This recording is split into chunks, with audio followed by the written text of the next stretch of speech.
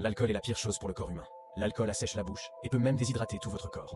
Une fois que l'alcool a quitté la bouche, il s'écoule dans l'œsophage et dans l'estomac. Si l'estomac ne contient pas de nourriture solide, la majeure partie de l'alcool descend dans l'intestin grêle et entrera plus facilement en contact avec le sang. Si l'on boit de l'alcool avec de la nourriture dans l'estomac, elle sera piégée avec la nourriture. L'alcool ne peut pas se déplacer immédiatement dans l'intestin grêle. Cela réduit le pic d'alcool dans le sang. L'écrasante majorité de l'absorption a lieu dans l'intestin grêle en raison de la très grande surface. Ces cellules sont parfaites pour l'absorption parce qu'elles ont des doigts, ce qui augmente l'absorption des nutriments et autres molécules à travers les membranes. Pour être absorbé, l'alcool traverse l'intestin et pénètre dans le sang. Comme tous les organes internes, l'estomac et l'intestin grêle sont enveloppés dans un fin réseau de vaisseaux sanguins. Une fois que l'alcool traverse l'espace intestinal, il est transporté par la circulation sanguine dans les veines où il peut ensuite être distribué dans différents organes. Dans le cerveau, l'alcool attaque directement les neurotransmetteurs qui contrôlent le comportement et la pensée. Il bloque les signaux chimiques entre les neurones, ce qui entraîne les symptômes immédiats de l'ivresse. Les effets sont directement liés à la quantité d'alcool consommée. Mais comme beaucoup de drogues, l'alcool stimule aussi la libération de dopamine dans votre corps, ce qui vous fait ressentir du plaisir. Avec le temps, vous devenez mentalement accro, toujours à la recherche de cette sensation.